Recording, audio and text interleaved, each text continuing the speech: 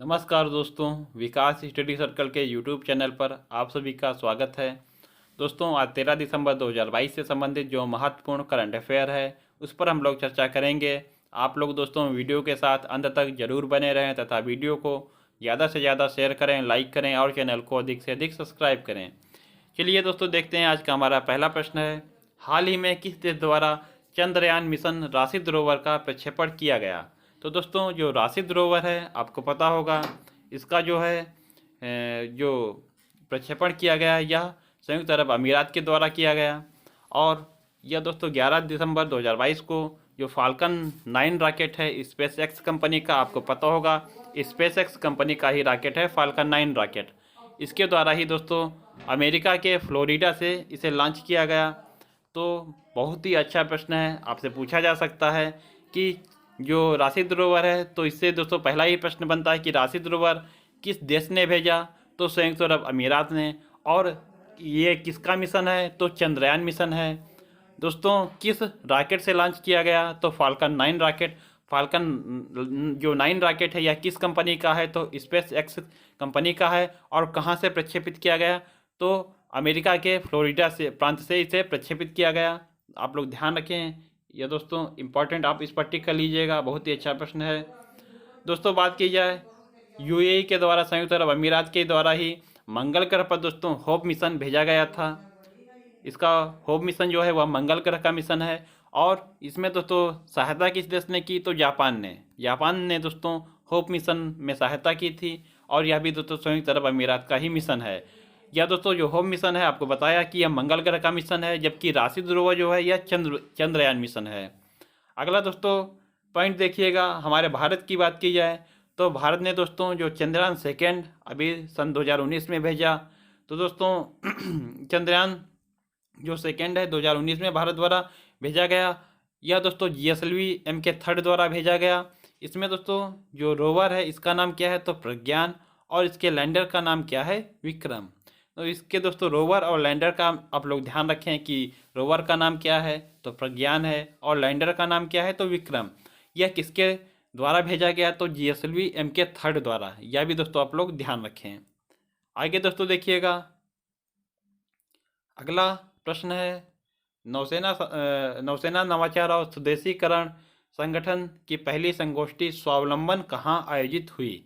तो दोस्तों इसकी जो पहली संगोष्ठी है इसका नाम क्या है? तो स्वावलंबन। यह आयोजित की गई नई दिल्ली में। अगला प्रश्न है, किस देश में आयोजित अंतर्राष्ट्रीय माउंटेन फिल्मोत्सव 2022 में भारतीय हिंदी फिल्म आईना का प्रदर्शन किया गया? तो दोस्तों जो अंतर्राष्ट्रीय माउंटेन फिल्मोत्सव 2022 है इसमें भारतीय जो हिंदी फिल्म है आईना, इसका प्रदर्शन किया गया। तो यह दोस्तों जो अंतर्राष्ट्रीय माउंटेन फिल्मोत्सव है यह काठमांडू नेपाल में आयोजित किया गया है। तो ध्यान रखें आप लोग, इसमें भारतीय फिल्म कौन सी प्रदर्शित की गई? तो आईना। आगे दोस्तों देखिएगा, अगला प्रश्न है, किस भारतीय मूल के प्रोफेसर ने वैश्विक ऊर्जा पुरस्कार 2022 जीता है? तो दोस्तों कौशिक राजशेखर, इन्होंने वैश्विक ऊर्जा पुरस्कार 2022 जीता है। बात की जाए दोस्तों नीरज चोपड़ा, आपको पता होगा टोक्यो ओलंपिक में इन्होंने गोल्ड मेडल जीता। ये दोस्तों इनका खेल कौन सा है? तो नीरज चोपड़ा का खेल है, आपको पता होगा भाला फेंक। इन्होंने दोस्तों टोक्यो ओलंपिक में गोल्ड मेडल जीता। और भाला जो फेंका वह कितनी दूर फेंका? तो 87.58 मीटर इन्होंने भाला फेंका। इसीलिए दोस्तों जो भाला फेंक दिवस है वह 7 अगस्त को मनाया जाता है, क्योंकि दोस्तों 7 अगस्त को ही दोस्तों नीरज चोपड़ा ने टोक्यो ओलंपिक में गोल्ड मेडल जीता था। इसीलिए प्रत्येक वर्ष भाला फेंक दिवस 7 अगस्त को मनाए जाने की घोषणा की गई है। दोस्तों जो कुर्ताने गेम्स हैं इसमें भी नीरज चोपड़ा ने गोल्ड जीता। डायमंड लुसाने लीग, इसमें भी दोस्तों इन्होंने गोल्ड जीता। और विश्व एथलेटिक्स चैंपियनशिप जो 2022 इसमें इन्होंने सिल्वर मेडल जीता। और जो ये चैंपियनशिप है इसका आयोजन कहाँ किया गया? तो अमेरिका में इसका आयोजन किया गया। आप लोग ध्यान रखें दोस्तों, इनसे भी कोई ना कोई प्रश्न आपकी परीक्षा में पूछा ही जाएगा कि टोक्यो ओलंपिक में गोल्ड किसने जीता? तो नीरज चोपड़ा ने। इनका खेल कौन सा है? तो भाला फेंक इनका खेल है दोस्तों। और भाला फेंक दिवस कब मनाया जाता है? तो 7 अगस्त को। इनके पूछा जा सकता है आपसे कि कितनी दूर भाला फेंका? तो 87.58 मीटर इन्होंने भाला फेंका है। बाकी दोस्तों कुर्ताने जो गेम्स है इसमें गोल्ड किसने जीता, तो नीरज चोपड़ा ने। डायमंड लुसाने लीग इसमें गोल्ड किसने जीता, वह भी नीरज चोपड़ा। विश्व एथलेटिक्स चैंपियनशिप 2022 में सिल्वर मेडल किसने जीता, तो वह भी दोस्तों नीरज चोपड़ा हैं। आप लोग ध्यान रखें। आगे दोस्तों देखिएगा, अगला प्रश्न है अंतर्राष्ट्रीय प्रकृति संरक्षण संघ। अंतर्राष्ट्रीय प्रकृति संरक्षण संघ दोस्तों इसकी इंग्लिश क्या है आपको पता होगा। हिंदी में दोस्तों आपको कुछ अटपटा लग रहा होगा, लेकिन जो इंग्लिश है वह देखिएगा international union for conservation of nature, जो IUCN है। इसी का दोस्तों जो हिंदी नाम है वह है अंतर्राष्ट्रीय प्रकृति संरक्षण संघ, international union for conservation of nature.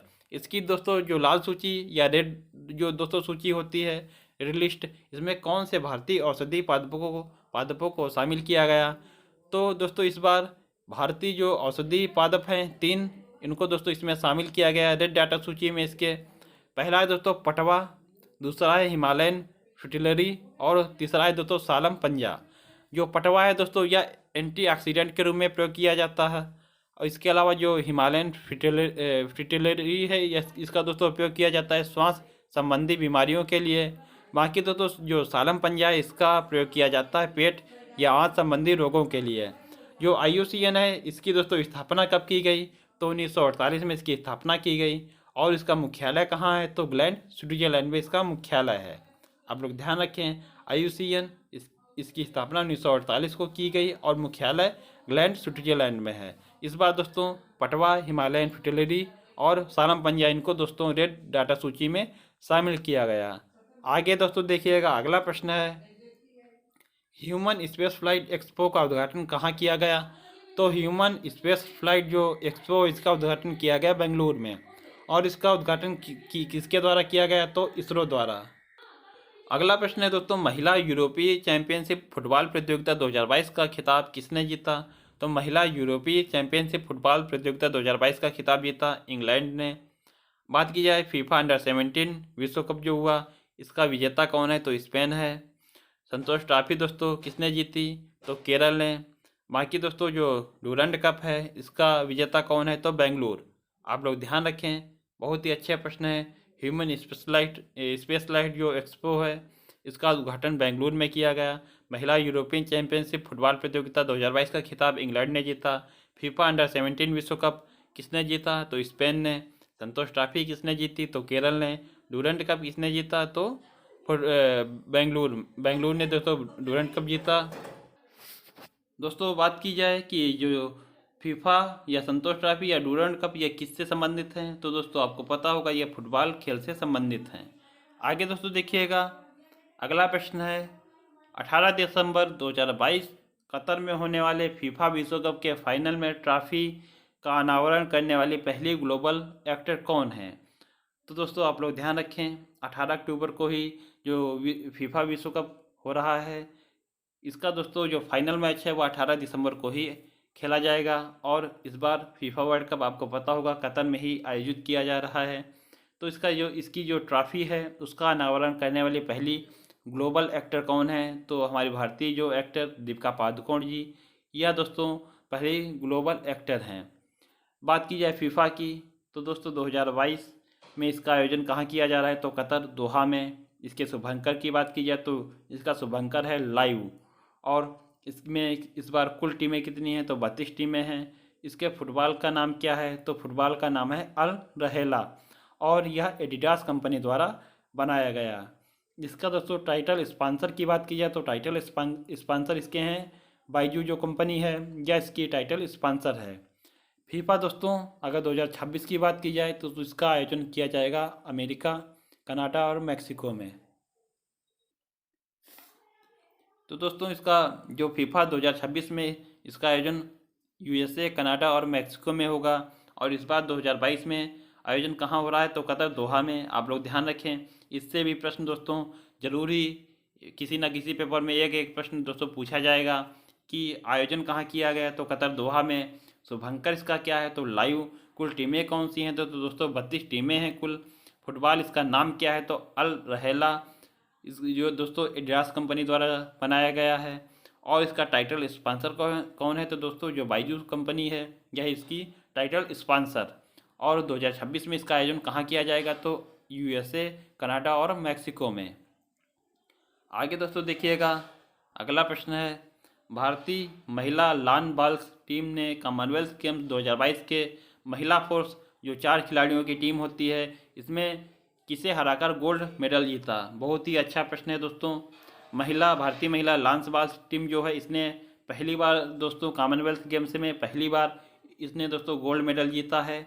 और यह दोस्तों किसे हराकर इसने गोल्ड मेडल जीता? तो दक्षिण अफ्रीका को हराकर भारतीय टीम ने जो है गोल्ड मेडल जीता। तो आप लोग ध्यान रखें, बहुत ही अच्छा प्रश्न है, इम्पॉर्टेंट है। आगे दोस्तों देखिएगा, अगला प्रश्न है, हाल ही में इसरो द्वारा कौन से इंजन का सफल परीक्षण किया गया? तो दोस्तों इसरो द्वारा जो स्क्रैमजेट इंजन है, इसका दोस्तों सफल परीक्षण किया गया। जो स्क्रैमजेट इंजन है, इसका अर्थ क्या है, इसका प्रयोग क्या है? तो दोस्तों आपको पता होगा, जो हमारे आपके रॉकेट जो होते हैं, इसमें दोस्तों जो ईंधन भरा होता है, इसे जलने के लिए इसमें एक ऑक्सीजन गैस जो है, यह भी दोस्तों इसमें भरी जाती है। लेकिन जो स्क्रैमजेट इंजन है, इसका दोस्तों जो कार्य है वह दोस्तों जो वायुमंडल में आपको पता होगा ऑक्सीजन गैस है, तो उसी जो वायुमंडल में ऑक्सीजन है उसी का दोस्तों प्रयोग करके यह ईंधन को जलाने में सक्षम है। तो इसका ही दोस्तों सफलतापूर्वक जो प्रयोग है या इसका जो सफलतापूर्वक परीक्षण जो है इसरो द्वारा किया गया है। तो आप लोग ध्यान रखिए, इस इंजन का नाम क्या है? Scramjet engine. इसे दोस्तों अब जो है आपको जो रॉकेट आपके प्रक्षेपित होंगे, उसमें दोस्तों जो ऑक्सीजन गैस है उसका भंडारण नहीं करना पड़ेगा, वह वायुमंडल से ही ऑक्सीजन गैस यह इंजन ले लेगा। इसका दोस्तों आपको बताया, यह एयर ब्रीथिंग इंजन है। हवा में उपस्थित ऑक्सीजन का प्रयोग रॉकेट के ईंधन को जलाने के लिए यह कर लेगा। इसका सफल प्रयोग करने वाला भारत जो है वह चौथा देश है। यह भी आप लोग ध्यान रखें, इसका सफल प्रयोग करने वाला भारत चौथा देश है। और इस इंजन का नाम आप लोग जरूर ध्यान रखें कि इस इंजन का नाम क्या है? Scramjet engine. बात की जाए दोस्तों राष्ट्रीय हथकरघा दिवस कब मनाया जाता है? तो 7 अगस्त को। अभी आपको बताया था कि भाला फेंक दिवस कब मनाया जाता है? तो 7 अगस्त को। और राष्ट्रीय हथकरघा दिवस जो है यह भी 7 अगस्त को ही मनाया जाता है।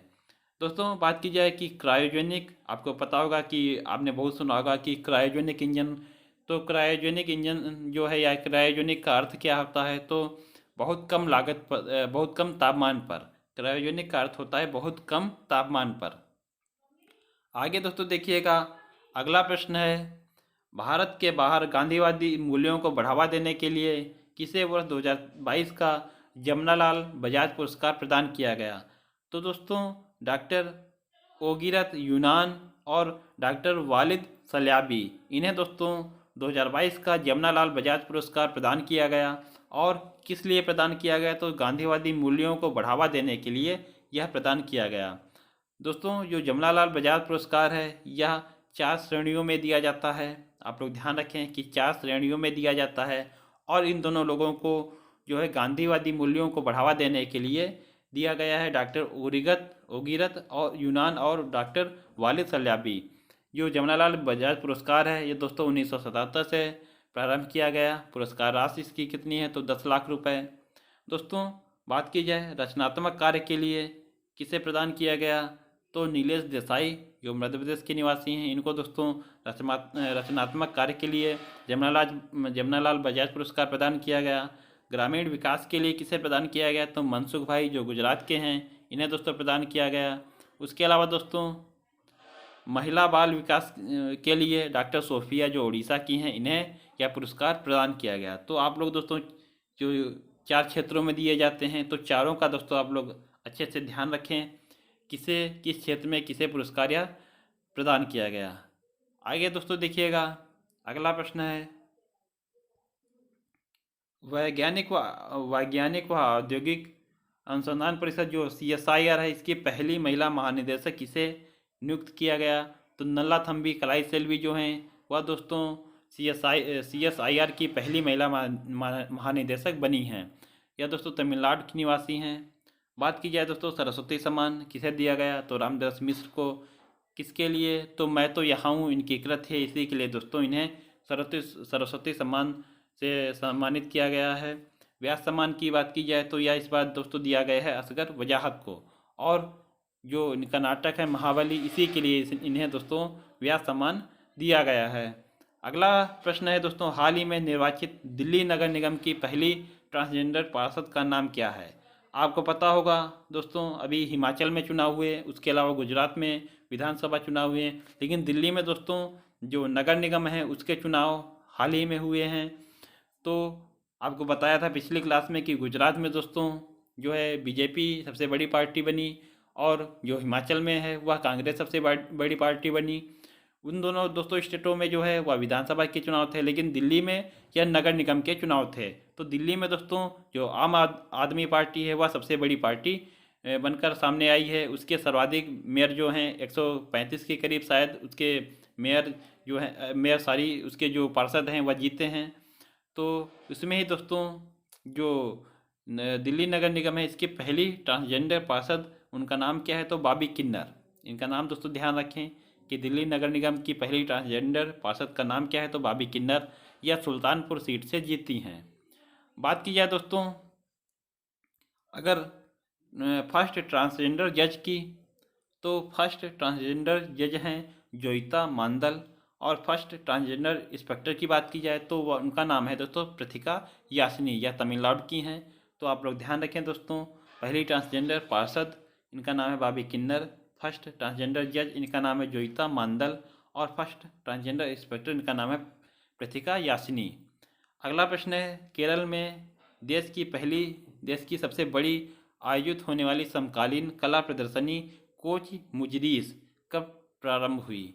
तो इसका दोस्तों जो यह प्रारंभ हुई है 12 दिसंबर 2022 को। इसका नाम दोस्तों ध्यान रखें, नाम क्या है? कोच मुजरीस। और आयोजन कहाँ किया गया है? तो केरल में। और देश की सबसे बड़ी जो है यह समकालीन कला प्रदर्शनी है। तो आप लोग ध्यान रखें इसका नाम, और कहाँ आयोजित की गई और कब आयोजित की गई, यह इसका दोस्तों आप लोग ध्यान रखें। आज का अंतिम प्रश्न है दोस्तों हमारा, देश का सबसे बड़ा व्यावसायिक जेट टर्मिनल किस शहर के हवाई अड्डे पर शुरू किया गया? तो दोस्तों जो कोच्चि एयरपोर्ट है केरल का, यहीं पर दोस्तों देश का सबसे बड़ा व्यावसायिक जेट टर्मिनल जो है यह स्थापित किया गया। आप लोग ध्यान रखें दोस्तों, यह प्रश्न भी आपके लिए बहुत ही इम्पॉर्टेंट रह सकता है। तो दोस्तों इसका भी आप लोग बहुत अच्छे तरीके से ध्यान रखें। आशा करता हूँ दोस्तों आज का वीडियो आपको पसंद आया होगा। दोस्तों वीडियो पसंद आया हो तो वीडियो को ज़्यादा से ज़्यादा लाइक करें, शेयर करें, और चैनल को अधिक से अधिक सब्सक्राइब करें। दोस्तों मिलते हैं हम लोग अपने अगले वीडियो में, तब तक के लिए आप लोगों को बहुत बहुत धन्यवाद। जय हिंद दोस्तों।